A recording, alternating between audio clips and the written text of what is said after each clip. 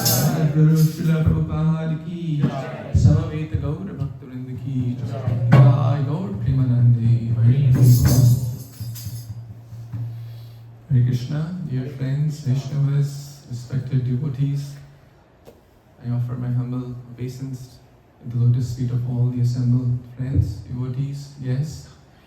Vancha kalpatarubhyascha kripasindubhya cha patitanam pavanebhyo vaishnavebhyo namo sadhunam samachittanam sudaram matkritatmanam darshanenam avidbandhu pumsa vakshina savituryatha.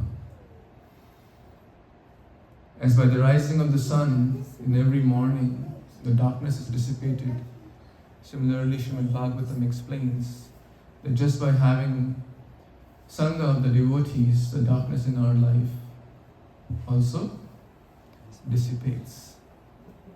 So I'm very, very grateful to all of you for providing that wonderful opportunity, that Sangha, so that I, who is full of darkness, can try to remove some of that by the auspicious assembly, the auspicious presence of all of you. And I'm not just saying for the sake of saying it, I really mean it from my heart. So thank you so much to all of you for coming on Sunday evening, where life gives us many, many choices, right? Shopping, grocery, kids, school, office, project, deadlines, assignments, right? Everyone has that. Raise your hand if you have still some stuff to do, right? Pending, right? But you made this as a priority, and especially those of you who came on time, right? That means you take it very, very seriously, and it speaks volumes about you and your love towards Krishna, your love towards Bhagavad Gita, your love towards chanting God's names, right? That's why we're here, right, today. Anyone coming first time to their home? Anshul Prabhu's and Deepika Mataji's. So, first of all, deepest gratitude to Anshul Prabhu and Deepika Mataji for opening the doors of their home and heart and giving all of us this chance. If it was not for them, we would probably be at our homes doing something, shopping, or some other stuff. So let's express our gratitude by 3 times, loudly chanting Hari Bol, Hari Bol, Hari Bol. And our gratitude to all the friends, devotees who have come from different parts. From many of you live in this community, I believe. How many of you are in this community, like within a mile or 2? Many of you. Thank you. So, and to those who are coming from 10, 20, 100 miles, 150, 200 miles also, our deepest gratitude. Let's express to all of you by 3 times, loudly chanting Hari Bol, Hari Bol, Hari Bol. And special gratitude to all the young friends, devotees. What's your name, my friend? Your name? Arav. Mehul, Indra Krishna, Jagannath, Rishu. What's your name? Arya. I remember last time also you were sitting on the first row. That shows you're very sincere. You like stories? Right? What do you like, Prasad? I like Cake? I like everything. Wow. That's beautiful. That means you like Krishna, right? That's wonderful because Krishna, everything is part, Krishna manifests in every aspect of life. Whether animate or inanimate, whether living or not living. And there are 2 wonderful souls in the young, what's your name? Jia? Thank you for coming. And your sister? Are you sisters? Oh, wonderful. What's your name? Janvi. Wow. So big round for all these young devotees. I hope I didn't miss anyone, right? I didn't miss anyone? All good? So, by the mercy of Srila Prabhupada and all the Guru Parampara, we have assembled here, and I was thinking what to talk. We have assembled here to discuss something about Krishna, right? Yeah. Right? Is that correct? What's your name, sir? Muthu. Muthu. Yeah. Okay, thank you for coming. And yours? Swapnil. Swapnil, yes, now I recall. I have asked you maybe 4 times now. It's okay. Every session I ask. Sorry, please excuse me for my short memory. So, Bhagavad Gita is the essence of all scriptures. There's a beautiful verse in the Gita Mahatmya which says if all the scriptures are considered like a cow, right? Sarva Upanishado Gavo, then there is a milkman who is milking the cow. And that milkman is Krishna, the Supreme Lord, who is giving us that milk. And that milk represents Bhagavad Gita, the essence of the cow. But before the people get the milk, the first recipient of the milk is the Vatsa or the Bachra, the calf. Who is that calf? Arjuna, right? How many of you have seen any podcast, whether about health, finance, work? Any of you seen any podcast on YouTube? Raise your hand, right? The more we engage, there are multiple benefits, right? The one big benefit is we stay awake, right? So try to engage, try to take part, and we all stay awake, and we'll be able to better absorb and learn from each other all the wonderful points you have to share. So the podcast, you see, there's someone who is questioning, and there's someone who expert. Let's say it's a medical podcast, right? So there's a person who's asking questions. What are the symptoms of this disease? How can we get to know about this disease, etc.? Is he asking for himself? Is he the guy who has all the diseases in the world? No, he's asking for the audience, right? So similarly, Bhagavad Gita is the original podcast where the Vatsa, the calf, is Arjuna. And by his medium, all of us who are the audience, who are intelligent beings, all of you are very, very intelligent. Parthu Vatsa Sudhir Bhokta. Those who have good intelligence are the recipients who are getting the benefit of Bhagavad Gita, which is not just a book, it is a manual of life. It is the essence of all scriptures. It is the answer to all the questions. It is answers to dissipate all our doubts, our sins, our impurities. Right? So, Bhagavad Gita has 18 chapters and 700 verses. Right? This will be the question for tonight. 18 chapters and 700 verses. And amongst those, there's chapter 2, which we're going to talk about briefly. It has 72 verses. It has 72 verses, the second largest chapter after chapter 18. So very, very important. In Sanskrit called Sankhya Yoga, right? And in English, Prabhupada translate this as the contents of Gita summarized. It is very, very interesting that you pick any chapter, any verse of Bhagavad Gita, especially Bhagavad Gita as it is, the conclusion will take you to the Bhakti Yoga process. So today we are going to talk about chapter 2, yes, of Bhagavad Gita. Okay, everyone signs up for the program tonight? Yes. Or are you to return your money for tonight? Is it okay? So, before we dive deep into this chapter, we'll chant some prayers, because whatever we're going to learn here, share, is only by the mercy of the Parampara. This knowledge is coming from the Guru Shishya Parampara, or Guru Disciplic succession, which goes all the way to the Supreme Lord, Lord Shri Krishna. Okay? So I request you all to please join in the prayers.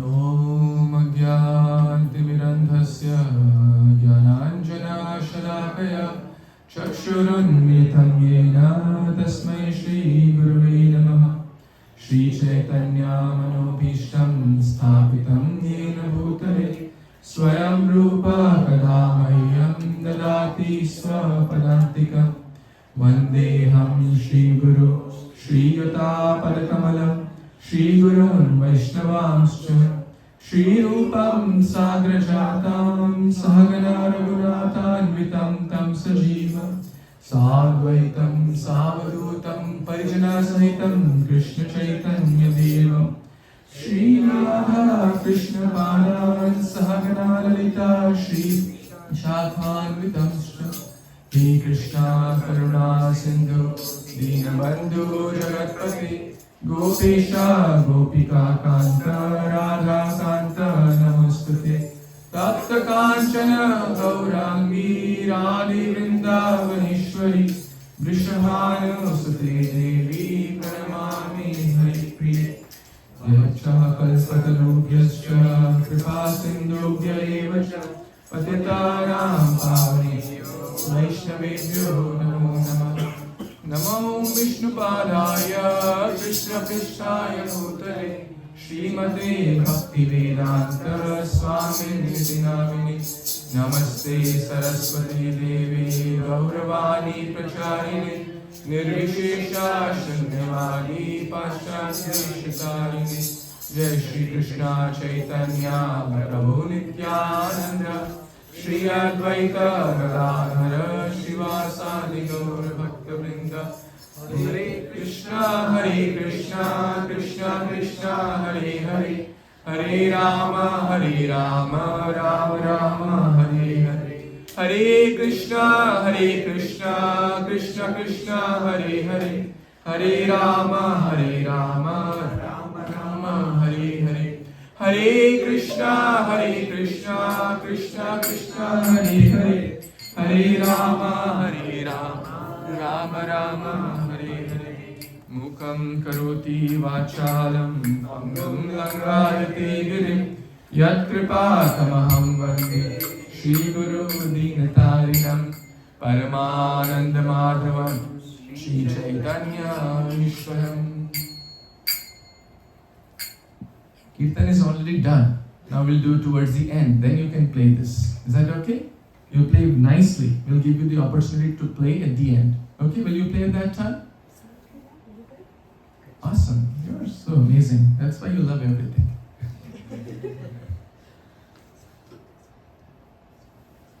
My dear friends, I seek your blessings, prayers, so that the right words can come for the next some time, for the purification of ourself, our consciousness, so that ultimately we can revive our dormant love towards Krishna and towards everyone, as Arna said. Hare Krishna, Krishna Krishna, Hare Hare, Hare Ram, Ram Ram. Is the voice okay? Is it like echoing too much? It's okay? Everyone can hear? Okay? Okay. Hare Krishna, Krishna Krishna, Hare Hare, Hare Ram, Ram Ram, Hare Hare. The chapter 2 of Bhagavad Gita is called The Contents of Gita Summarized. And so that we can all easily remember, because it's hard to remember the 72 verses, right? Even if we read it 10 times, it will be quite hard to remember what each verse said, right? So, we'll give an acronym here, which was given by His Holiness Swayam Bhagavan Keshav Maharaj, so that we can easily understand and grasp the essence of chapter 2. The acronym is very simple too. The acronym is Gita. Okay? The G stands for Guru. It's already there, right? So everyone knows already. So out of the 72 verses, the first 10 verses, the theme is Guru. Then the I stands for identity. The next 20 verses talk about our identity. And then we talk about the two duties, the T of two duties, and the final A stands for Atmarama, or one who is self-satisfied, or one who is a pure devotee. So we're going to talk about this, and we are going to understand how is it relevant in our lives, and how we can not just read Bhagavad Gita or try to understand it, but take some lessons so that we can apply it in our lives. Because what good is the knowledge if it's just information collected in the head? Especially in the age of today's age, like you ask AI, any question, it'll give you the summary very nicely of chapter 2, right? We don't need to spend much time these days, right? You can go online, you can have a whole encyclopedia of books. The information is easily available. But what is not so easy is the transformation, right? The transformation of heart, the transformation of consciousness. That takes a lot of effort. That takes a lot of practice. That takes a lot of patience. Right? So we are not here to just share information. We are here to make a tangible transformation in our lives. That's the whole purpose of International Society for Krishna Consciousness. To develop Krishna consciousness, right? The whole movement is, the whole world is right now, the prime focus is self-consciousness, self-centeredness, selfishness, selfie, right? Right? Selfie consciousness. But Srila Prabhupada started this movement to give us Krishna consciousness, or in short, to give love of God. So those friends who just came in the last couple of minutes or so, we welcome you all. Thank you so much for coming. We are going to talk about chapter 2 of Bhagavad Gita, and we just started. Here is a quick synopsis, and we'll start with the end of chapter 1. Okay? In the end of chapter 1, Arjuna is confused, Arjuna is bewildered, Arjuna is lacking a sense of clarity. Well, he being a pure devotee, how can he lack clarity and in dilemma? As we just talked about, he is asking questions. He's doing a transcendental drama so that people like us, anyone here has felt that I'm in crossroads of life, what to do? Should I take this job or that job? Should I move to this city or that city? Should I go to this college or that college, right? So many crossroads, so many decisions, so many choices we have these days. Some are minor, like what shirt should I wear? It's a trivial choice, but some are quite major. And the choices, like you made a choice to come today, right? And the choices we make every day, every moment impacts our character, our destiny, our habits, right? So Arjuna was confused. And then comes the turning point of Bhagavad Gita, and that's the text 2.7, where Arjuna takes shelter of the Supreme Lord. Karpanya dosho pahat svabhava prichhami tvam dharma sammudha cheta yat shreyasya nishchitam bruhi tanmi shishyasteham mam shadimam tvaham prapannam. Everyone can see this? Raise your hand if you can see this. Okay? Raise your hand if you would like to read the English. Yes, Preeti Mataji. Yes. You will get chance. We'll have a lot of opportunities to read, okay? So it's not the first and the last one. It's not the last one, it's the first one, okay? Patience. We talk about patience, huh? And if you have a Gita by any chance, can I get, please? Thank you. Yes, Mataji. Now I am confused about my duty and have lost all composure because of miserly weakness. In this condition, I am asking you to tell me for certain what is best for me. Now I am your disciple and a soul surrendered unto you. Please instruct me. Thank you. The number one lesson of Bhagavad Gita, the very, very important, when in doubt, reach out. Right?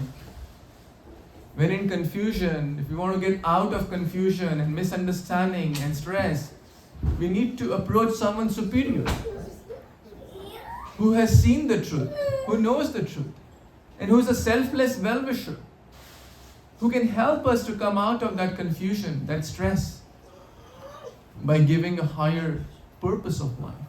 So Arjuna here is taking shelter, and that this verse is a turning point of Bhagavad Gita. Until this point, Arjuna was doing some self-analysis. Oh Krishna, take me to the middle of the army. I want to see who has come to fight, to all the brothers and all. I want to see who, and I will do swayam, my nirikshan, self-analysis. You can give one to me and pass on a few to others. I want to do self-analysis.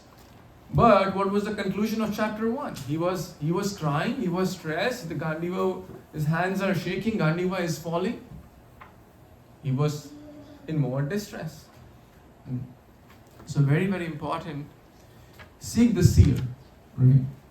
There's a short poem which we wrote. The whole world asks us, act first, right? Act. But Bhagavad Gita pauses, says, ask first, then act, right? We're all moving without knowing where to go. Some of you may have, every day we use cars, right? To get from one point to the other. Do we start the car without knowing where to go? We always have a clear destination in mind, right? So similarly, we are all living in this life. We should ask first, what is the destination of my life, right? Where is it going? Is it going in the right direction, right? Oh brother, seek the seer. Your life, let Guru steer. Doing so, life will be clear. Disappointments will disappear. Dualities of life, you'll easily bear. When shoes of satisfaction you wear, the path to eternal happiness will be clear. Pure love of Godhead will appear. Oh, brother, seek the seer. Basically, seek the spiritual master. We all need Guru. Not just for the stamp of Guru. The Guru is one who can remove the darkness. The Guru is one who can give us the clear path. Like Arjuna took shelter of Krishna. Similarly, we must also seek the seer. Like Dhruva searched out.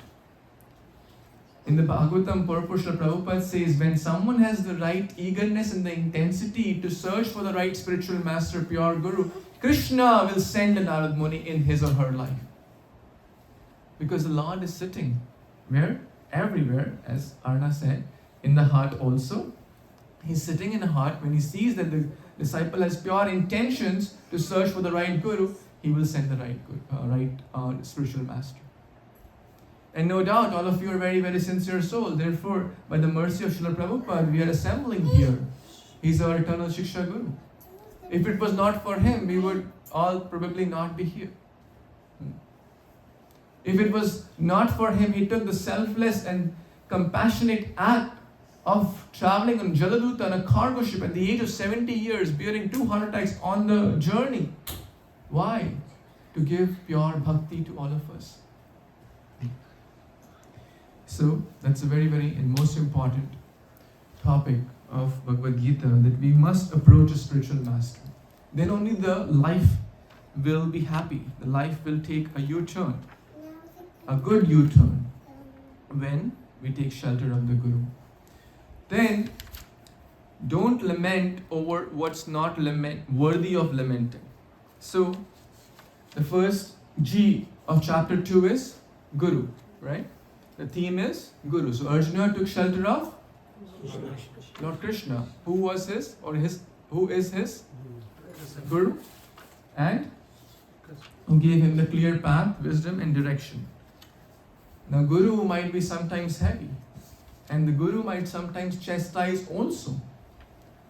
We should not be looking for a Guru who says, okay, do what you want, just give me some money and life will be all set. Right? The Guru may correct the disciple. So here, the very next statement, in chapter 2, text 11, the verse is there, right? Shri Bhagavan Uvacha. Those who can try to sing together, that's nice. And of course, English, one of you will read. Asochayan anvasochastvam pragyavadamscha bhashase gatasunna gatasamscha nanushochanti panditaha. Who wants to read the English translation? Okay. The fruit of patience is you get the opportunity, so go ahead. Read. So you can read it loud and clear. Try.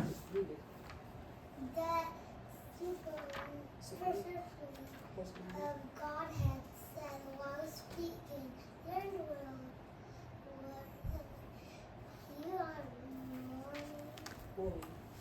Morning. or what is not worthy or to grieve. Those who are wise minded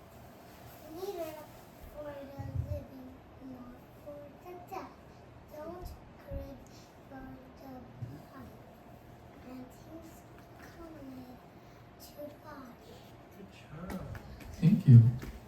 The Supreme Personality of Godhead said, while speaking learned words, you are mourning for what is not worthy of grief. Those who are wise lament neither for the living nor for the dead. How many of you have felt that this applies to me in my life? I have mourned for something which was not worthy of mourning. Anyone? Right? I have mourned for something which was trivial. Maybe now you see it in introspection. Oh, I didn't get my H1B lottery, mourning, high. Oh, I didn't get selected. Sometimes we may have some difficult time in job, right? In any aspect of life which is not eternal, we mourn. We're not saying mourning is bad, right? But sometimes we get too much caught up in that and we cannot see a bigger picture, right? We are unable to see the bigger plan of the Lord. We are unable to see what is temporary and what is eternal, right? As it was said, in the past, when health was, there are three aspects, right? Health, wealth, and character. In the past, when wealth is lost, nothing is lost. In the past, golden age. When health is lost, something is lost. And when character is lost, everything is lost. But these days, flip it.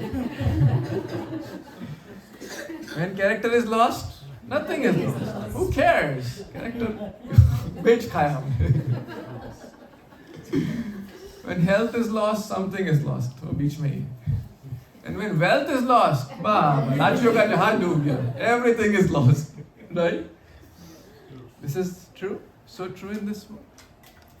We are mourning of something which is not worthy of mourning. And we'll see how Krishna elaborates it further. Even in text number 2.25, Krishna mentions, don't mourn for the body and things in relation to the body. So that brings us to the next topic of the chapter 2, which is identity. The I for identity. So the Guru first helps to clear the identity. That's like the foundation of life. Because if the foundation is not clear, the building, we may build a very big building on top, it's always going to be flimsy and can fall anytime, right? So the identity, who am I? I'm trying to be happy, right?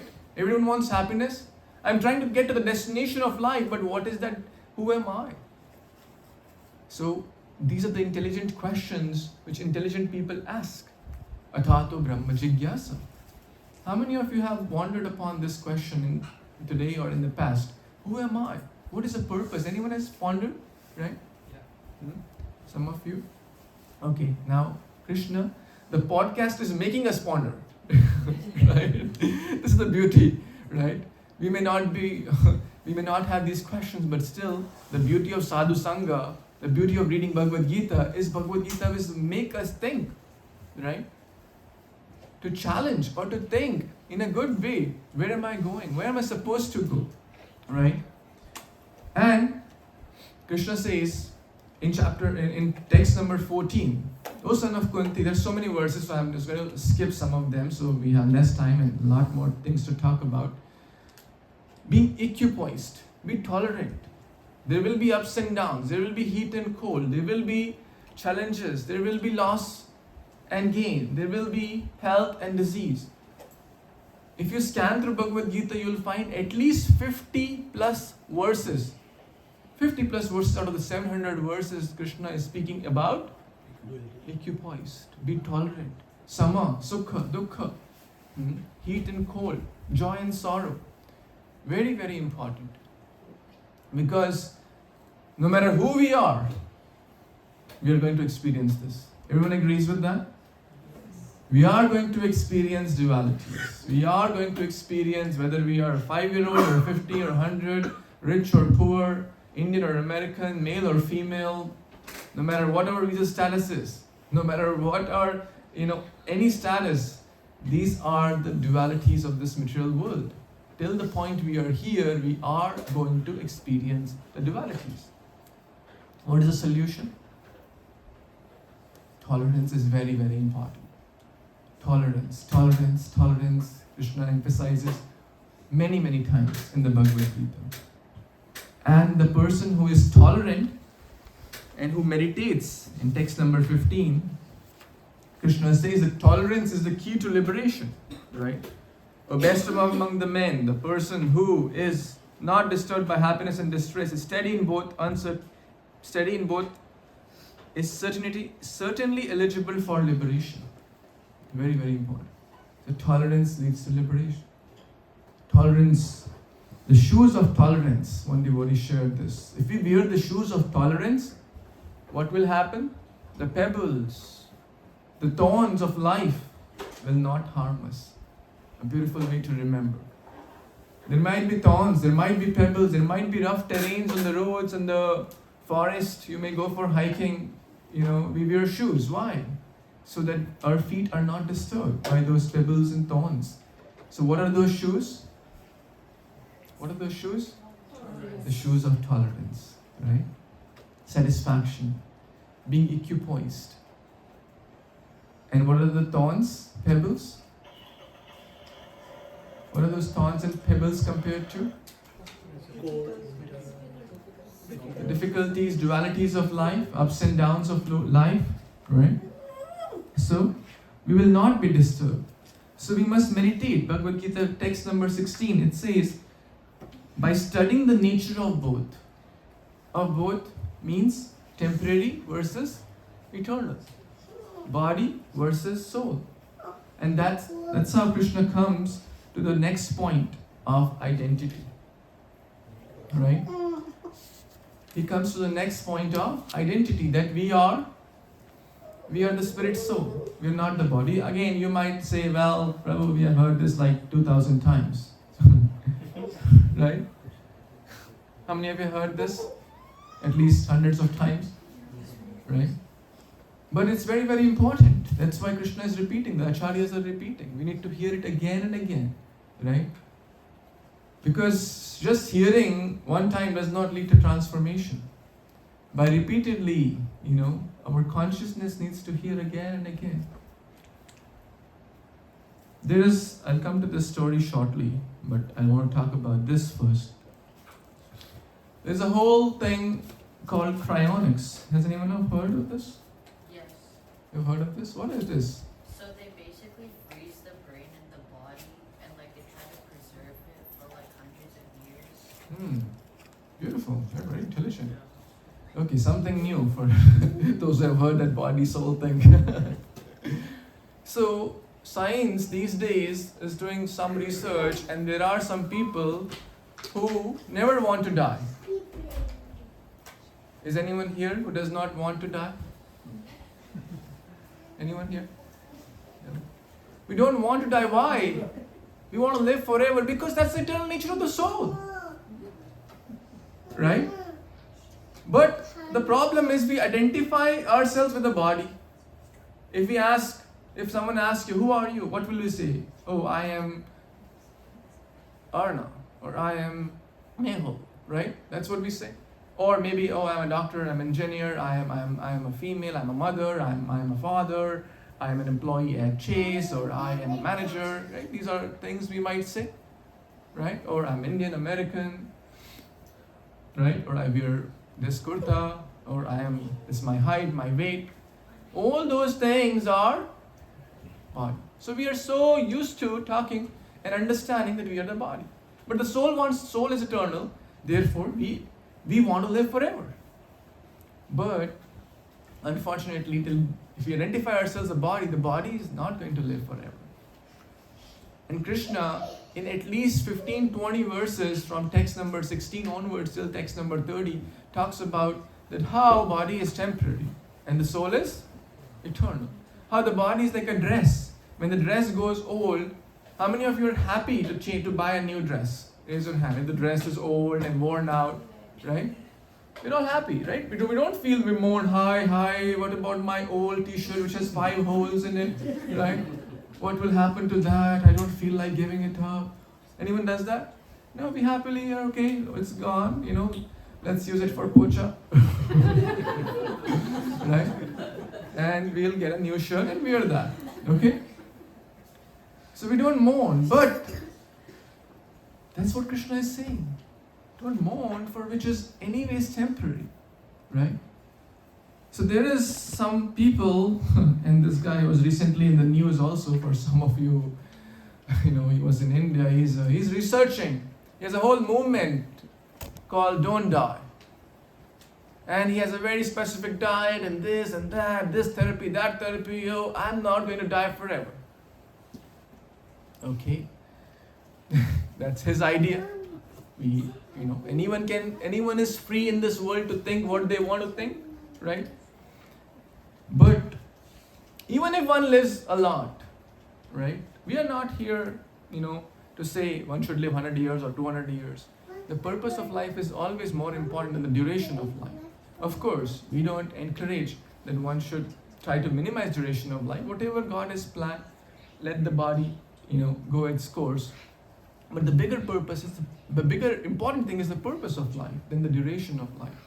So there are people who are paying hundreds and thousands and $100,000 so that their body can be preserved in sub-zero temperatures, and they are hoping one day science will be able to figure out how to rekindle that body and I'll be alive again.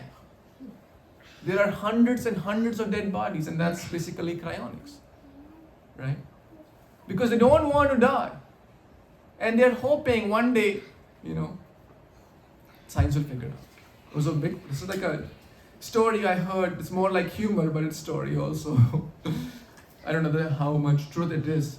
One day, this person got into, not this person, but one person said, I have billions of dollars and I don't want to share it with anyone. So let my body be preserved so that after 10 years, 20 years, science is able to figure out how to get back. Right? And guess, the lawyers are having a lot of money. The doctors who are doing research, they are being paid hefty of this. But someone is worried. His ancestor, or his heirs, his sons and grandsons. What if this guy comes back? Apna kya hoga? You are hoping when will he die? And that's the truth. Right? That's the truth of modern day.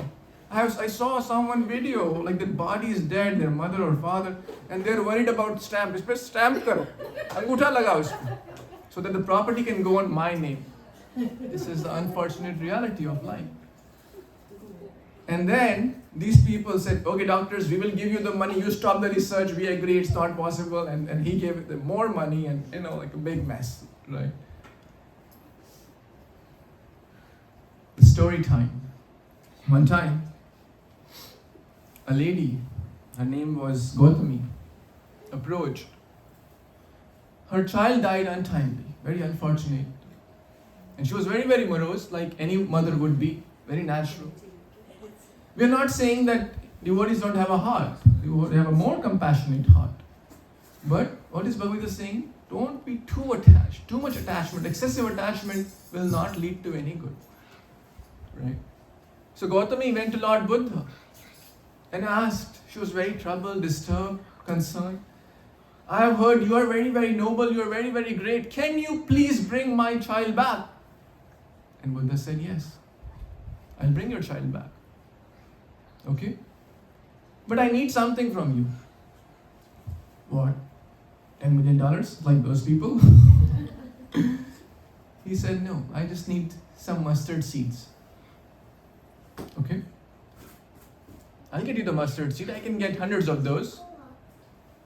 Okay, you can get the mustard seed, but there is a condition. You have to get it from the house where no death has happened. That means their grandfather, their great-grandfather, their parent, and no one has died ever in that family. उनसे पूछना क्या आपके grandfather हैं, great-grandfather हैं, उनके पिता हैं? Ask them. And if the answer is yes, you can bring the mustard seeds from them. And with those mustard seeds, I will revive your child. Gautami said, yeah. Gayi wo dhoondne, right? Searching for those special mustard seeds from that house which Buddha had said. She went to one house. Sir, can I get some mustard seed I really need for my child? Yeah, sure, I'll give you some mustard seeds. Oh, but I forgot there was a condition. That condition was that none in your family has died. So is your great-grandfather alive? Sorry, my great-grandfather is not there, right? Someone said my grandmother is not there. Someone said my wife is not there. Someone said my husband passed away. Someone or the other, in any home she went, she could not find one home where there was no death. And then she got a lesson. She got a lesson that the body is temporary. And that's the most astonishing thing in the conversation between Yamaraj and Yudhishthira Maharaj. There's a beautiful verse when Yamaraj asked this, what is the most astonishing thing in life? Okay, I will not show the answer. What is the most astonishing thing? Any guesses? Any guesses? Most astonishing, most surprising, most startling thing. Any thoughts? Random guess. Right, okay. Live life to the fullest. Like to be? Live life to the fullest. Live life to the fullest. Like, so what's the astonishment there? I just randomly. Okay, randomly is okay. कहीं तो छोड़ देते हैं, चल जाएगा तो सही है आपका भी project. Okay, yes. What's the astonishment there? The twists and turns in life. Twists and turns in life. Okay, unexpected. Kamala dala jala jivana tala mala. Right? Anything can happen any moment. Right? We're talking here, sitting. Who knows? Next moment, what could happen? So let's see what Yudhishthira Maharaj said. Hani bhutani gachanti yamalayam shesha sthavara icchanti kimascharyam atah param. Ani hundreds and thousands of people meet death every day. Is it not? Right? No, we Gachanti yam alayam. Gacha means they go. कहाँ पे आलय? घर में जाते हैं. आलय means home. किसके घर में? Yam alayam. The house of Yamaraj. Right? Everyone says Swargavas ho gaya. But majority of them, where are they going? They will not say they have gone to Yam alayam. Right? The kind of activities going on in this world, Yamaraj is waiting. Right? And that's what the Shastras say. But anyway, so they go to Yamalayam. That's what the Shastras say. They go to the house of Yamaraj. And where, as we sow, so shall we reap, the corresponding action-reaction cycle goes. But Sthavara, Shesha, जो बच गए, वो क्या सोच रहे हैं? Oh, my time. I have 100 more years to go. I am going to live forever. I will never die. And therefore all that cryonics, all that research, everyone has a plan. An 80-year-old man has a 20-year plan. Right? Everyone is planning as if we are going to live here forever. So that is the fundamental aspect of Bhagavad Gita, which the Gita challenges or gives us clarity. You may have seen this. Okay, this is the math time. Okay, what's 1 plus 1? Simple math. Have you done this before here? 1 equals 2. No? Okay, then we'll do it. 1 plus 1. equals 2. 2. What's your name again? Arya. Arya is very intelligent, but I am very silly boy. I did a mistake and did 1 plus 1, 3. Right? So I did a mistake. But then I did 3 times 25. Okay, who knows 3 times 25? I don't know. 75. 75 square, 5625. Plus 298, 5923. The other calculations are correct. Say Hare Krishna there. Okay, you bring a chair and sit next to me, okay? Yeah. 592. All the other calculations except for the first one are correct. The other calculations are correct. If you ignore the 1 plus 1 part 1 plus 1 is incorrect, right? We agree. The other calculations are correct. In the math, if we do, like step marking, right? And the teachers give step marking. If the last step is wrong, but let's say there was the problem where 10 steps were there, like 10 sub-steps were there. If you did a mistake at the 9th step, will you get some points? Yes. Everyone says yes? Yes. Partial marking, right? We used to fight. Oh, teacher, I did, like 8 steps are correct. Please give partial marks, right? But what if the first step is correct? Incorrect, sorry. Then you get how much? 0. You can't say, Baba, I did other steps. Hare Krishna. I did the other steps correct. I should get partial marks. Will we get? No, you did a big boo-boo in the first step itself. Right? So let's see the right calculation. Arya, see the right calculation. What's 1 plus 1? 2. 2 times 25? 50. 50 square? 2500 plus 298, 2798. Now, is there a big difference between the two numbers? Yes. Thousands apart. Is it not? Difference kahan par hua? 1 plus 1. Small calculation. The initial difference was only one number. 2 and 3. So what does it mean? The 1 plus 1, I is the first one, and am is the next one, and the 3 is body. वहीं पे गड़बड़ हो गया. उसके बाद proper calculation किया. So will we reach to the right destination? No. And that's what Yamalaya. We don't get to the right destination. Why? Because whole life we are busy doing the activities centered around body. Is it not? But what's the right foundation? I am too is the soul. Right? So if we do activities, right, that doesn't mean we don't care for the body. Bhagavad doesn't say that stop sleeping, stop eating. No. We'll have nice prasadam, by the way, for everyone. Right? Bhagavad Gita tells us to how to transcendentalize that, or how to Krishnaize, how to make matter to spirit by understanding the spiritual connection, by seeing everything in the vision of the spirit. That's the right foundation. And now, when someone builds the right foundation, even if there are some mistakes, right, on the journey, but they'll be able to get back on track if the foundation is correct. So the right foundation is very, very vital. Then comes, after understanding the identity, comes the two duties. We have our functional duty, right?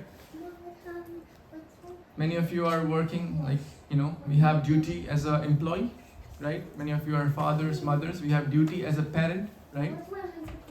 Correct?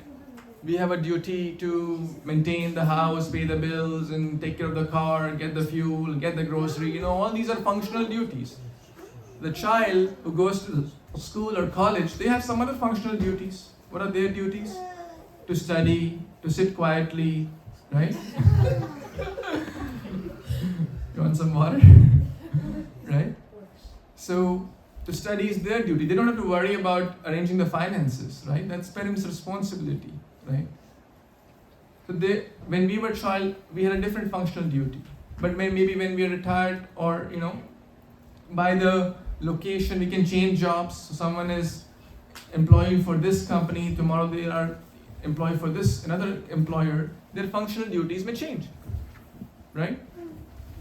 So that is called swadharma, or worldly duties, as a mother, father, employee, etc. Right? As a citizen, as a driver on the road, we have some duties.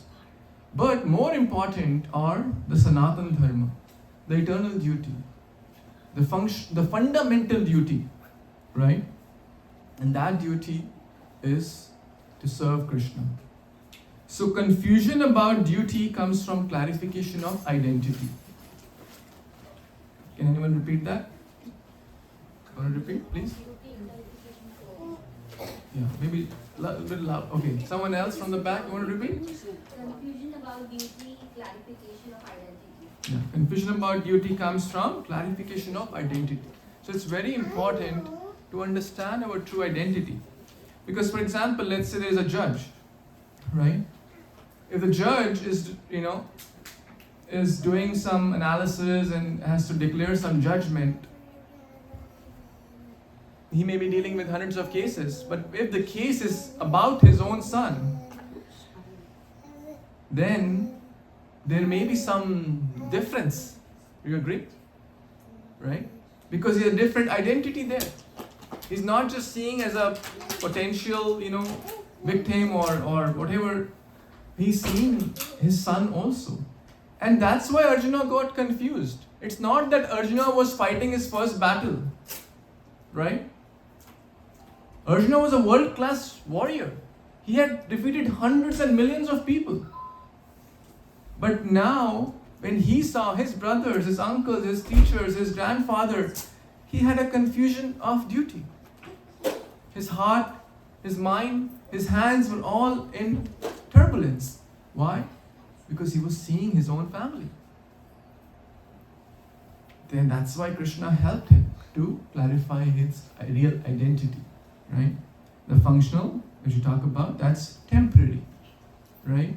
But the fundamental identity is the real identity. It will lead to enlightenment. The two duties, there's this interesting story. Now that does not mean that we give up our job, give up our family. Sometimes people confuse that Bhagavad Gita, oh, if I read Bhagavad Gita, I'll become a Baba. Or if I chant Hare Krishna and Mala, chodo ghar bar, chalo Haridwar. Right? Chalo Kumbh mein. Right? Everyone is talking about Kumbh, which is nice, right? No offense. I mean, it's a nice thing. We should go to holy places. But many people think, oh, if my child starts chanting Hare Krishna, well, he may forget about his studies in school and college. That's not the case. That's not what Bhagavad Gita is encouraging either. That's not, what many of the iskcon devotees, they live in a household life. They have family, they have children, they have home, they have car, they have job, they have business. They do all the things which a normal, other person might be doing. But what is different is the consciousness. What is the purpose, right? As we discussed earlier, what we do is determined by who we are, how we identify ourselves, right? If we identify ourselves on the bodily platform, we'll always be in doubt and confusion, and the stress of this world is always going to bother us, trouble us. But when we understand our real identity, we'll not have any doubt, confusion. So, Narad Muni and farmer's story, interesting story, I'll share it very shortly. Narad Muni went to Vaikuntha, asked, who is your favorite devotee? He was thinking, maybe he'll tell, oh, Narad Muni, you are the favorite. Because you're chanting the holy name of Lord, which is a very nice thing. We have to take the story in the proper perspective. But Lord said, to teach Narad Muni a lesson, that, a farmer in the field, he's my favorite devotee. Narad Muni said, okay, I'm going to go and check out on him. What is he doing? The farmer was nice. He was a nice devotee. He was getting up early in the morning, chanting Hare Krishna and doing his prayers and meditation and everything. And then he would go out in the field and do his work as an offering to God. Every work can be offered to God, right? When I was coming this morning, I was hearing, how can we make our home into temple? Anyone wants to know how to make our home a temple? Yes. Anyone? Yes. Who wants to know? Raise your hand. Okay, some want to know. If you really want to know how to make our home into a temple, loudly chant, Hare Krishna, Krishna Krishna, Hare Hare, Hare Ram, Ram Ram, Hare Hare. There are many aspects, but some simple aspects to make our home into a temple is to, number one, chant Hare Krishna mantra every day. At least for 10 minutes, if not more. Chant as a husband, as a wife, as a child, as a mother, as a father. If you can do it collectively, that's bonus. Even if not, you can do it individually based on the time which fits you best, morning or evening, right? Chanting Hare Krishna on the japa beats. And then doing kirtan. The family that sings together, clings together. Number 3, take prasadam, food offered to God. Right? It will make our home a temple. Number 4, with the income, most of us are grihasthas, we use it to serve Krishna and serve Vaishnavas. At least some portion we should try to help in Krishna conscious activities. Right? It could be by distributing books, distributing prasad, even like a gathering like this, it needs resources, time, energy, right? So one must try. Then the home will become sacred. And try to read Bhagavad Gita even 5 minutes a day, 10 minutes a day. Will feel so much difference in their life. Just by doing these 5-6 simple things, are these very hard? How many of you think it's not so hard and you can try to do it from today or tomorrow? Right?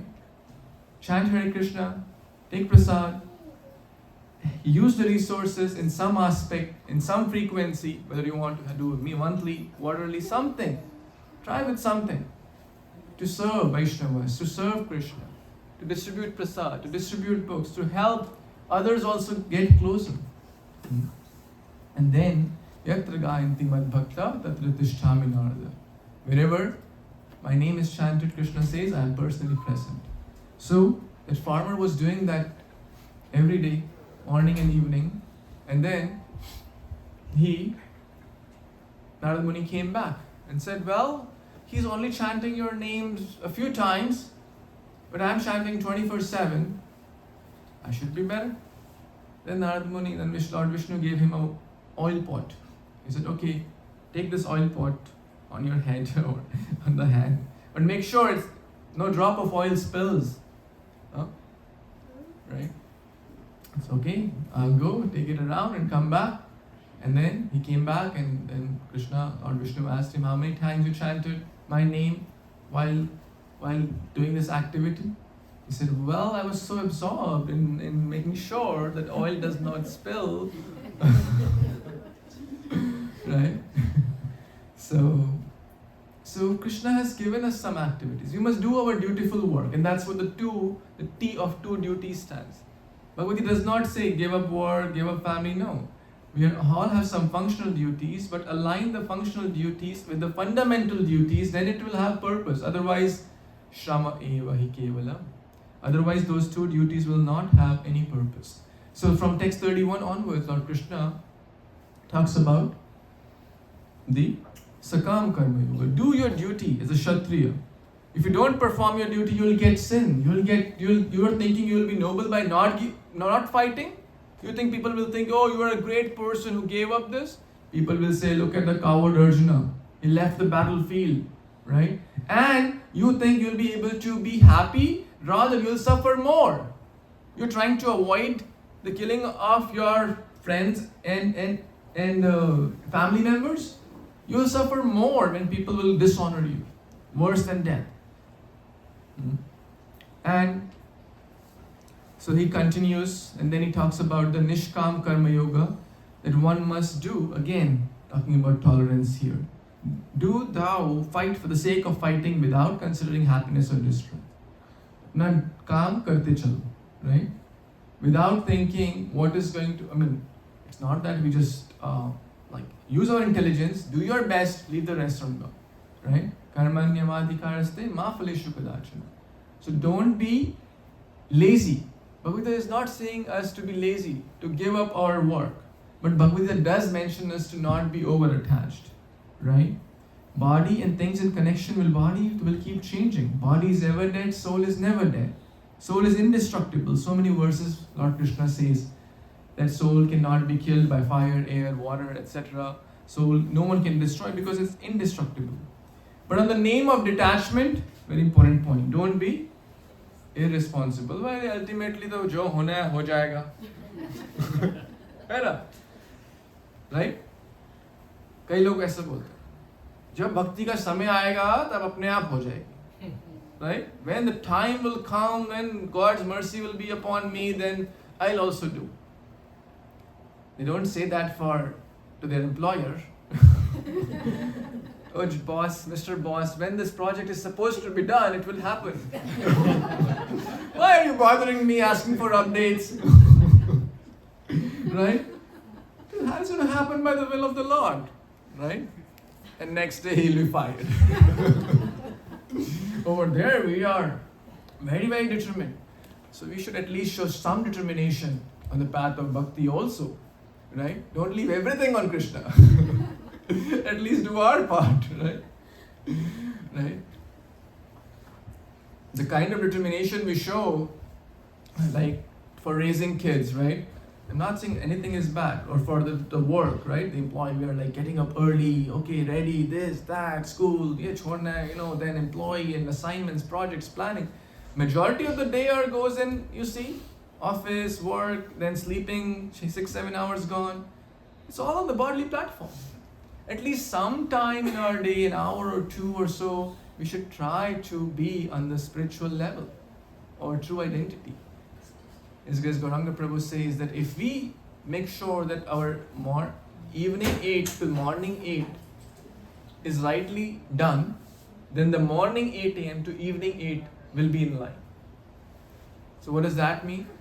That means we align our body, our routine, get up early, chant the holy names, do some puja, make prasad, offer some worship, take prasad, get ready for work, help the children also to develop their spiritual culture, not be too late in the night time, because that's the biggest problem. If we are setting up and going to bed early, then we'll be able to get up early also. So if evening 8 to morning 8 is rightly set, then the other chunk, the morning 8 to evening 8 will be appropriate. How many of you agree with that or feel that makes sense? Right? Think about it. It's worth pondering, right? And it's the experienced words, not my words. I'm just repeating all these words. I'm just repeating, right? And the words of great souls have a lot of power, right? So, the name of responsibility, don't be over-attached to, right? Oh, it's my responsibility to raise the child and this and that. We may become over-attached, like Dhritarashtra. Dhritarashtra was over-attached to his children. And his over-attachment led to their very destruction. Is it not? Right? This is called misplaced compassion. Desire to acha tha, but not knowing properly how to execute it will lead to wrong consequences. So, then Krishna talks further in text number 40. We are moving forward. How are you doing with the time? We're doing okay? Everyone still awake? Okay. How many of you have witnessed or seen from your friend, family, someone did a lot of hard work and ultimately it all went in vain? Has anyone experienced or seen? You want to share some thoughts? If it's not so personal. Like my father, he does so many things, but at the end he is not that much happy. I mean, a lot of sorrow, grief in his life. My parents basically. Thank you for sharing. We pray for his happiness and for his pure bhakti. I mean, outside he is happy, but inside I know he's not happy. Yeah. And actually that's everyone's story actually. Yes. Yeah. Right? Does everyone agree? It's sabka wahi khal hai. Right? Though you don't express it. Exactly. You feel inside. Why? Because we are again wrong foundation. 1 + 1 body pe chal rahe sab kuch. The barometer of success in this life is what? We say, oh, if someone has a lot of money, they are successful. That's what most people say. Money is considered the barometer of success. But if money would be the people with the money would have been the most happiest, their very children they're fighting, right? In every household, this is seen, brothers killing each other for their father's property. Has anyone heard, seen or experienced this? Every news. Every day. News chodo, apne dur nahi jana. I mean, in every family or acquaintance or almost every family, is this happening? You agree? Yeah. Right? And that's what is mentioned. On 1 penny, people will kill each other. It's happening. For 1 penny or 1 cent. Why? Again, wrong foundation. Whole life we have been trained to think like that. But Bhagavad Gita, Guru, helps us to and shakes us up. Where are you going?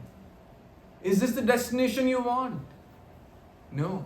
Then we need to set the right foundation. Now we are not saying, hey, don't stop earning. No, that's not the point, right? We already clarified it multiple times. But the point is that understand that money is not going to give the real happiness, the fame, the position, right? It's not going to give, whether one is CEO or whether one is the president or the prime minister, that's not going to give true happiness. The true happiness is going to come with a connection to God and connection to others, keeping God as the center, Krishna as the center. That will give real happiness. That's what the soul is looking for. Right? In material life, we were talking klesha sara. Sorry. The amount of effort is too much. Result कितना होता है? जरा सा. वो भी temporary. Right? Klesha bhuri alpasara. The fruit is very little after a lot of endeavor. Right? And that is also temporary. Right? If any father would know, Arey Baba, my children are going to fight and kill over each other, why would I have worked so much hard to maybe save X amount of dollars for them? Would he have done? So better I would have given some charity or some noble cause than my children fighting over that and killing each other, right? Will any father or mother be happy if his children are trying to kill each other over his wealth? They said, better I give in charity or better I give it to anyone but my children. Is it not? In spiritual life, Krishna says, Neha vikramanashaste pratyavayu na vidyate swalpam apyasya dharmasya trayati mahato bhayat. 2.40. Even little progress. So you see how Krishna is gradually building from the sakam karma or the fruitive work to bhakti yoga. That we should do duties first, at least for the sake of doing duty, but at least to not get sin. At least don't be lazy. But then gradually now you see Krishna is adding the spiritual aspect or nishkam karma yoga or the bhakti yoga element. That even little progress on this path. कोई थोड़ा भक्ति भी करता है उसको बहुत result मिलेगा. Any examples? Right? Yes, Mataji. Previously, when I was not married, Prabhuji, we used to go Vrindavan like every week. From Aligarh to Vrindavan, say 50 kilometers door. And my parents' life were very well balanced and we were so happy. But as my parents, my father started earning money and the business became so big. After that, their life became, they used to stop going to Vrindavan and the life became so tough and so stressful. That's so true. And I'm sure all of us have experienced that. Many people also say this. This time, like next 2 years, let me work very hard, then I'll be free. Anyone has heard that, right? अभी बस set हो जाओ उसके बाद पूरा retire होके वृंदावन ही रहूंगा. Yes, Prabhuji, yes. वो 2 years का 20 years हो जाएगा, 40 years हो जाएगा, बस 2 years more, 2 years more, 2 years never end. The Maya, the mind tricks us. भक्ति को procrastinate करने के लिए, to give a back burner to the bhakti and front burner to me, my money, me and my mind. Maya is very strong. Maya will give a lot of excuses. Again, we are not saying again to give up job, but at least don't give up bhakti. Right? Do the dutiful job. Whatever 7-8 hours we are supposed to work, do is the duty. Over endeavoring will not lead to any happiness. Dutifully, intelligently, we act. And keeping Krishna as the center, then we will have a healthy balance. Right?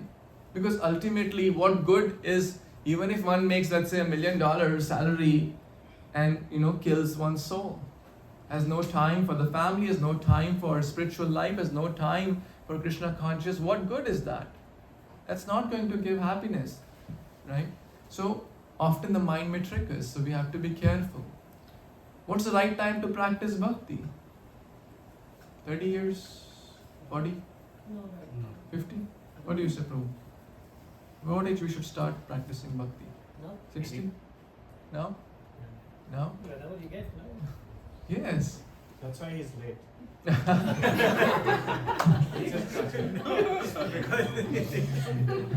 And the best way in Kali Yoga to chant, to practice bhakti yoga is Hare Krishna, Krishna Krishna, Hare Hare, Hare Ram, Ram Ram, Hare Hare. Yes. Right? Procrastination करना ही है तो we can do material plans. But bhakti, you should never procrastinate, because who knows how many days we have left? Can anyone tell for certain? I'm going to live 50 more years? Can anyone tell? 50 seconds का कोई नहीं बोल सकता. Right? So, and we are, return on investment. If I give you a policy, $1 you invest, you'll get $1,000 at the end of the month. No asterisks, no scam, no nothing, genuine. How many of you are going to put money there? Raise your hand if you'll put. Pakka milega 100%. No asterisks. Everyone will put. Agrees? अरे बोलेंगे एक छोड़ो, हमारे तो जितना है उतना डाला Right? 1,000 times ज़्यादा मिल रहा है. Right? Looks like some kind. Is it not? Yeah. So intelligent person is very careful about return on investment.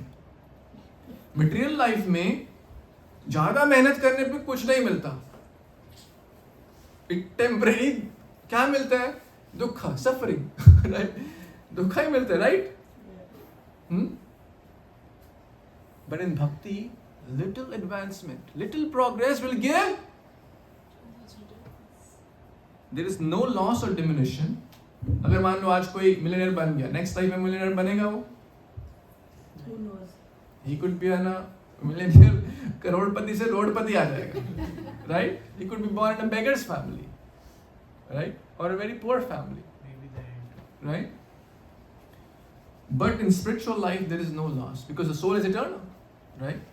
If we do 10% bhakti in this life, next time 11% से start होगा. There is no loss. And it will save us from the greatest dangers, the greatest fears. Right? Now Krishna talks about resolute bhakti. Right? Those who are in this path are resolute. आजकल कितना सारा distractions हैं. And I'm just repeating it for my own self. So many distractions. If we have to stay focused in material life or spiritual life, one needs to be resolute. Those who are on this path are resolute in purpose. So the purpose should be clear. Otherwise, intelligence is multi-branched. They will be irresolute. भटकते रहेंगे. Right? So having proper determination needs good discrimination. Having proper determination, अगर determination पक्का चाहिए, ध्रुव की तरह, right? Dhruv Maharaj is known for its determination. So we need to know, we need to say yes to the right and the no to the wrong. That needs discrimination. क्या चीज मेरी भक्ति के लिए अच्छा है? I have to say yes. Yes, I'll take it. No to the things which are not. Whether one is a student, right? Temptations, allurements are there, especially in this day and age, for everyone.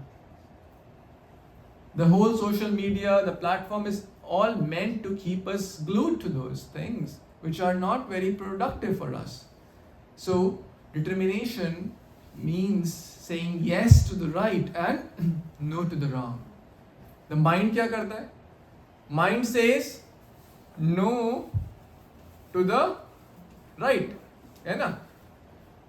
अभी picture की ticket हम खरीदते हैं, right? How many of you are 30 minutes late? 1 hour late? No one, right? Introduction भी miss नहीं होना चाहिए, right? जब वो नाम दिखाते हैं सबका, right? कौन है, right? होता है? Everyone agrees? Raise your hand if you have done that in the past or still agree, right? But Gita class चल जाएगा, प्रसाद तक तो पहुंच ही जाएंगे हम. कोई एक एलिमेंट तो मिस नहीं होगा हमारा. No offense to anyone, just light humor, right? I mean, you have come, that's the biggest thing, we're very grateful. But the point is, the mind is trained like that, because from lifetimes we have been saying yes to the Maya and no to the Bhakti. But this lifetime we're fortunate and we're trying to say yes to the Bhakti Yoga process and no to the things which are not good for us, right? How will it happen? The minds of those who are too attached to sense enjoyment and material, again, these are all verses from Gita, as it is, right in front of you, right? Except for the pictures. So, too much attached to the sense enjoyment, material opulence, who are bewildered by such things, they cannot be resolute. Jive lalasaye iti uti dhai, Krishnodara parayan, Krishna nahi paaye. Even in what to speak of spiritual life, material life, maybe koi bacha hai, koi, is not resolute. Do you think he'll get great grades? No? Even in like office, one is not resolute, not focused. They'll not be successful in their material life either. So in short, Bhagavad talks about resolution, and finally Krishna talks about akarma. Thus, engaging in devotional service to the Lord, the great sages or devotees free themselves from the result of work in this material life. It's basically work without bondage of fruits, the work which has no reactions. Positive activity will have good reactions, negative activity will have bad reactions. But akarma, actions in relation to the Supreme Lord or devotional service or bhakti yoga, these are all synonymous, one will be free from the results and will be free from the cycle of birth and death, go back home, back to Godhead. And that is the real goal of life, to rise up above these three modes. And then it brings to the last topic, Atma Rama. I'll do this quickly. Atma Rama means self-satisfied. In text 2.54, Arjuna asks, okay, how can we know who is self-realized? How does he walk? How does he talk? Basically, what are his characteristics? What is his behavior? Right? So these are some of the highlights. Those who perform their duties with determination and enthusiasm, absorbed in spiritual life, transcending the dualities, devoid of fear, attachment and anger. And Krishna gives some beautiful examples. The tortoise formula in 2.59. What is a tortoise? How many of you seen in Florida? You have seen this? Right? If you go near the tortoise, have you seen this happening? Like live? The tortoise pulls. One who is able to withdraw his senses from sense objects as the tortoise draws its limbs within the shell is firmly fixed in perfect consciousness. Dualities aayega. Temptations we will get. So we need to know when to pull our senses in and when to pull our senses out. Basically do's and don'ts, right? The right things, when to say yes, when to say no. It's not good for me, it's not unhealthy. I am not going to take it, right? The kind of association, the kind of food, the kind of habits, the kind of company, the kind of words we speak, the kind of mindset we have. When to say yes, what to speak, what not to, what to eat, what not to, whom to associate, whom, where not to. The tortoise formula, right? And then, yogi is like a snake charmer, right? The snake is very, very strong. The snake charmer must be like the yogi to control the snake. And then Krishna talks about the higher taste, right? Again, talking about the old, like, if one gets a brand new shirt, they can easily give up the old shirt with the 4 holes, right? Similarly, if one gets a rasagola, one can give up the neem leaves, right? Right? Similarly, this bhakti is the higher taste. One can easily give up the lower taste. We may be attached to certain habits, certain things, and certain temptations. But one is connected to the source of all happiness. We'll see that the lower temptations will not bother us. Right? It will become natural. Right? When Prabhupada came to the West, his people, his audience had a lot of habits which are not very saintly. Every saint had a past. Like, they were doing, they were into drugs and wrong habits and stuff. But by the power of the saintly association of Prabhupada and following his instructions and words, they were easily able to give up those things because they had the higher connection with the Lord. Be humble, my dear friends. Very, very important lesson from 2.60. The senses are strong. O Arjuna, they can forcibly carry away the mind even of a person, even of a man or a person of discrimination who is trying to control them. We're all trying to control our mind and senses. But if we think, no, I am perfect now, I cannot make any mistakes, I am pure and all the impurities are gone. No. Krishna will humble us. So, we should be humble that I am a sadhaka. I should be careful. I have room for error. I'm not perfect. Right? So a saintly person who is trying, endeavoring, what to speak of not trying, usko to pata hi chalega kab uska, band baj jayega, right? But even if someone is trying, one should be very, very careful. Otherwise, mind and senses are very, very dangerous. Right? And then Krishna talks about overcoming anger. This is a whole subject in itself. Again talks about tolerance. One who is not disturbed in the mind even amongst the threefold miseries and or elated when there is happiness. So, dukh mein itna dukhi mat ho jao aur sukh mein itna sukhi mat. When emotions are at their peak, intelligence is inversely proportional to the emotional extremes. When we are too happy or too sad, our intelligence is down. Right? How many of you have experienced this? कि क्रोध में आके कुछ बोल दिया and बाद में लगा, oh, I should have not said that. And or sometimes the other side, when you're too happy, you said something and then say, oh, Baba, I ज़्यादा बोल दिया. Right?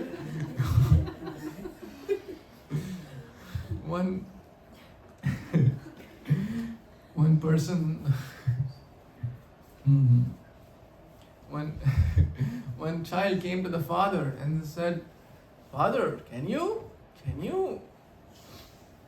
sign with your eyes closed? Yeah, why not? I sign every day. I can sign with my eyes closed. I said, okay, can you do it? I said, yeah, sure. Okay, I'll close it. I'll bring my report card.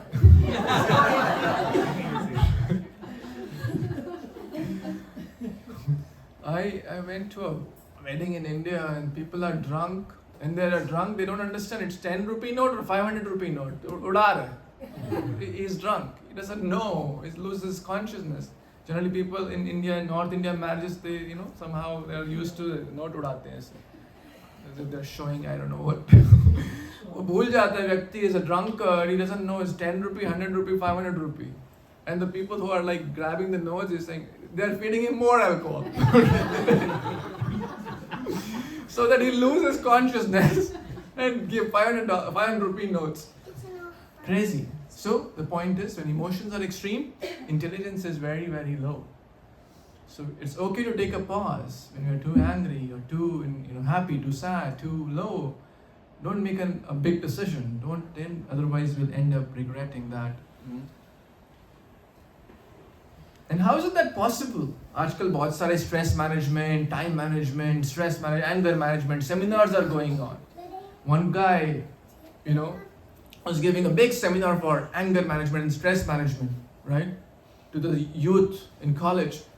And then, in the break, he went out and smoking.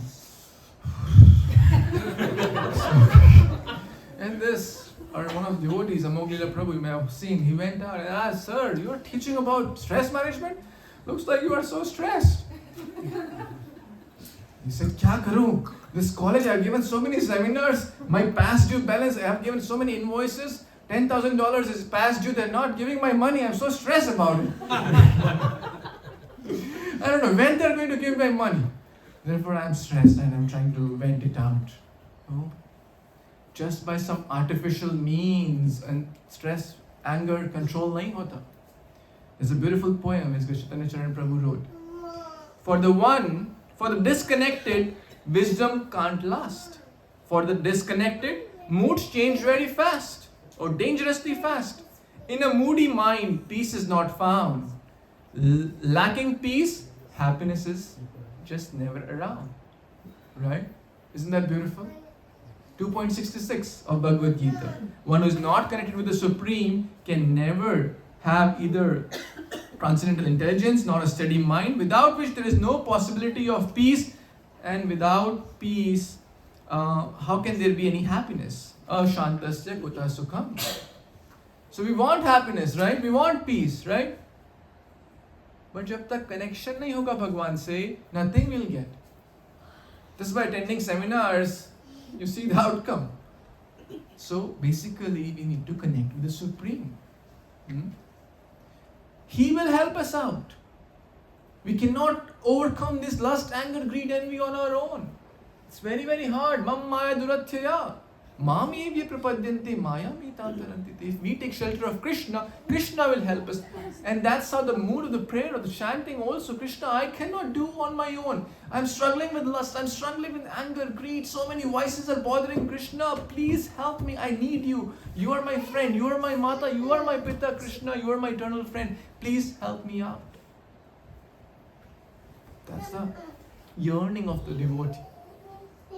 You are Krishna, mine, I am yours. Right? That's the mood of the prayer which we should chant. And He'll certainly help us out. Right? It's beautiful, right? So, almost at the last, abnormal is normal in today's society. And normal is abnormal. Is it not? That's another beautiful lesson. Don't go with the flow. Society to kya kahegi? I was hearing my Guru Maharaj lecture in this is like a 30-year-old lecture. And even the kids are here, but I'll not, I'll say it as transparently as possible. In this society, the people, I'm not talking about the Indian background, but the world, teenage pregnancies are so common. Affairs in schools and colleges are so common, right? Illicit relationships are so common. And my dear friends, that's not considered abnormal. Is it not? We are living in this world. It is so unfortunate that these things are considered normal. And that's what Bhagavad Gita says. Yanisha sarva bhutanam tasyam jagrati sanyam. What is night for a spiritualist is day for a materialist. And what is day for a spiritualist is night for a materialist. That doesn't mean just keep, they get up early, that's one point, that's absolutely correct.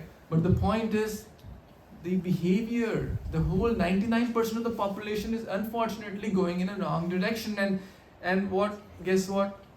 Majority jo karti hai, wahi sach ho jata hai. Wahi people think is normal. Right?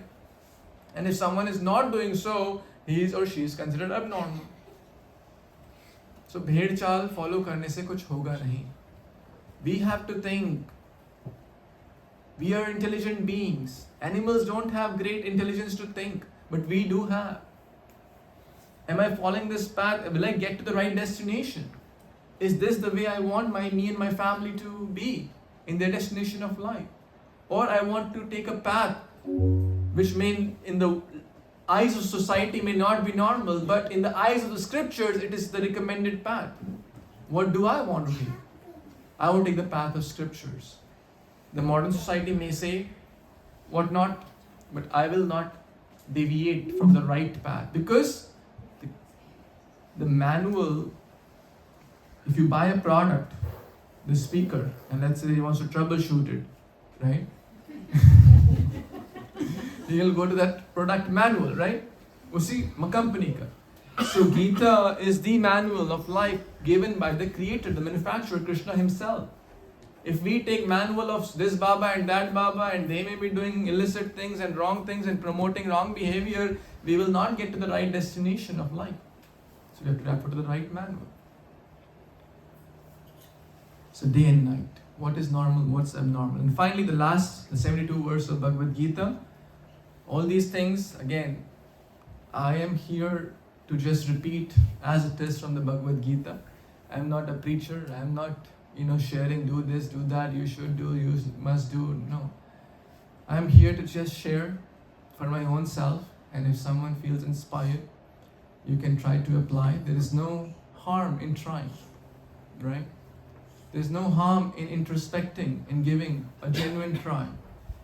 And my dear friends, like anything in life, we need to practice something. Even one has to become any profession, like lawyer, engineer, doctor, they have to study like 20, 30 years, right? And keep studying after that training and this training, right? Even in spiritual life, we must give time.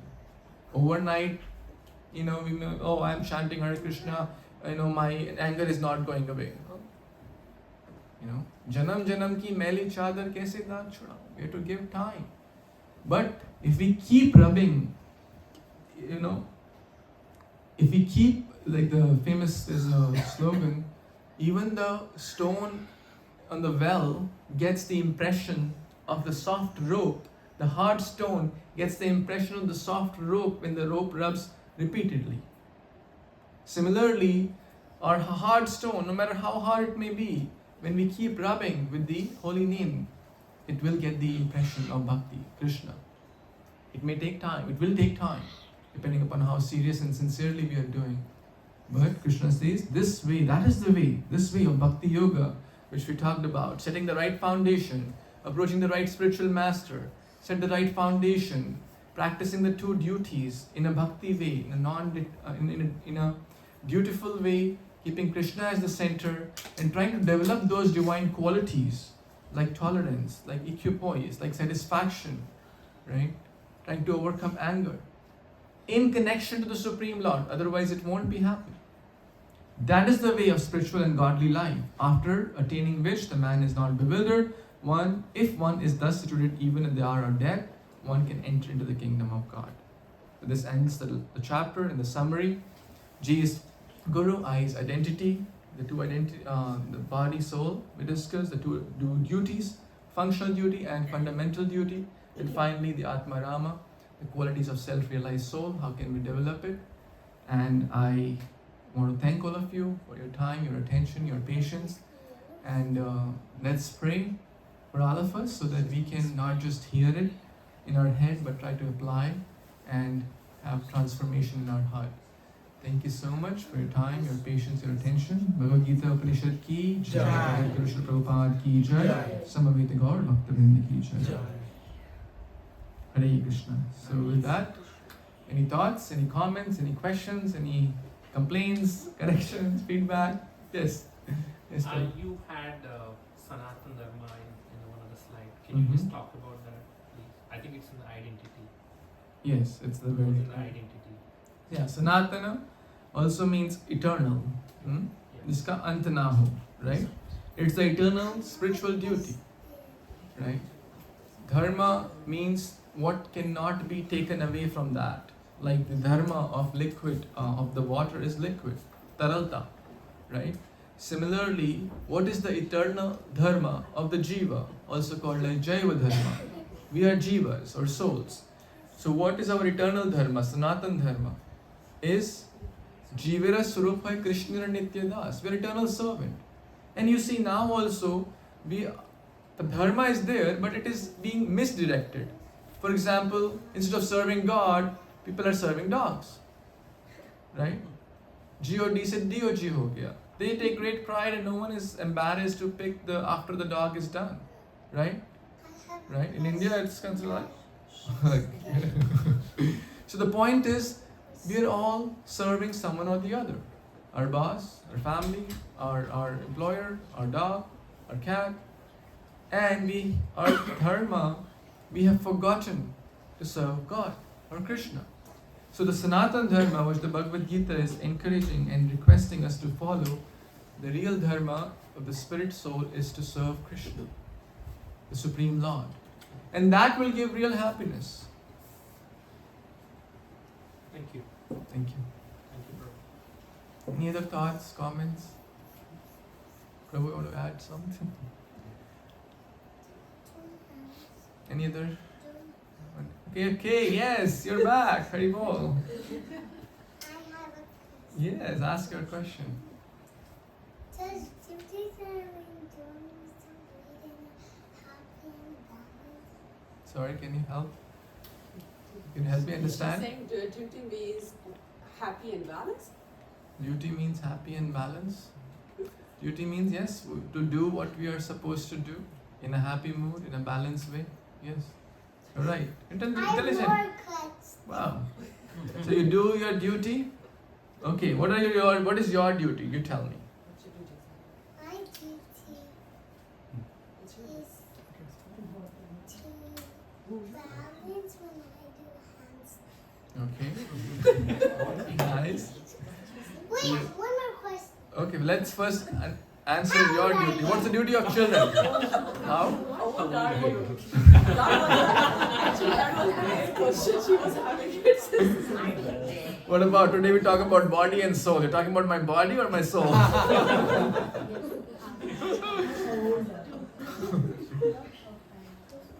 Good. She's very inquisitive, which is good. Anyone else has a question, comment? Okay, so Krishu has a question. Ucho bhai? 11. 11. What? 7-11 or what? Or 2.11? I think it might be talking 2.11. 2.11. 2.11. 2.11. So what about that? You want to read it? 1 plus 1 Okay. is Okay, I'll give you something to read. Is it okay?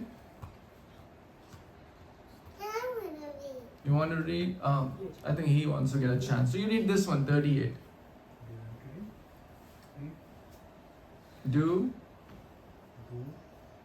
fight, speak 2, 5, for 4, the sake 6 of fighting of party without without considering considering happiness happiness, or distress, distress, loss or gain, loss or gain, victory or defeat, victory, defeat, and by one, so doing you shall never incur sin. Haribo. Okay, I guess it's time to do some arti and stand in kirtan, dancing. So you must be tired again, sitting long time. So we'll do some dancing kirtan. Please chant and dance with joy and enthusiasm. And then there'll be prasadam for all. Thank you all. Hare Krishna. Shubha Vilas Prabhu ki jai.